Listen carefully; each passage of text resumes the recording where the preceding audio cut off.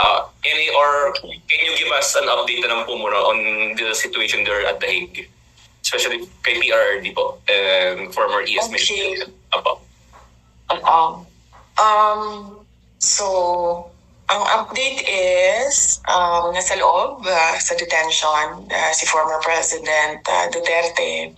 Meron siyang access ngayon sa kanya lawyer na confirm na ng ICC na ang lawyer niya ay si Nicholas Kaufman. At araw-araw sila nag-uusap ngayon. Araw-araw sila nag-uusap ng kung anong gagawin sa kaso. At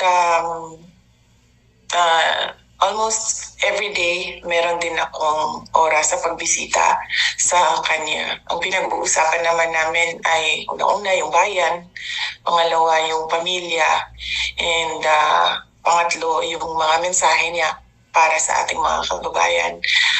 Ang susunod naman ay ang estado ni Attorney Bingbong Medialdea. Hindi ko lang kasi alam kung hanggang saan ang gusto niya sabihin sa publiko sa kanyang health concerns ngayon. Pero siya ay nasa hospital hanggang ngayon. Nakita naman natin yung kanyang pag-collapse doon sa ICC detention kahapon.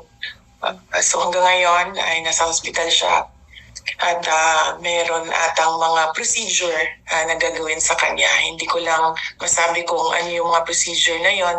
Siguro bagay na tanungin natin ang kanyang next of kin o ang kanyang asawa sa kung ano yung mga health concerns ngayon ni Attorney Medialdea. Pagdating naman kay Attorney Harry Roque, wala siya ngayon dito sa The Hague.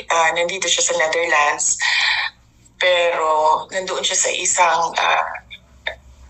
lugar sa labas ng The Hague para mag-file ng kanyang asylum documents. So wala akong update kung ano yung mga pangyayari doon sa kanyang pag-file ng asylum documents.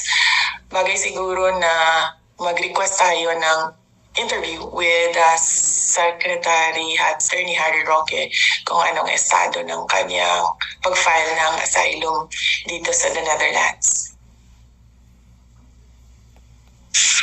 So, first question po from Marisol Abdurrahman, GMA News. Sola? Marisol? Wala. Please, can you hear me? Yeah, Please? yeah. Loud and Ayan. clear. Okay, ma'am. Ma'am BP, good afternoon po. Gandang hapon. Ma'am, while you are there po, we'd like to ask lang, kumusta